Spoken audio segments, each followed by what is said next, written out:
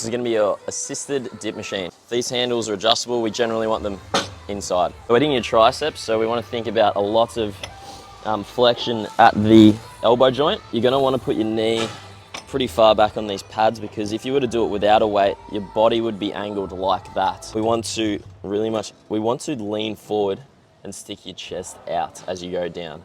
Elbows are very tucked in and they travel backwards. When you go down, they're gonna wanna flare out. You want to work really hard at keeping them tucked in.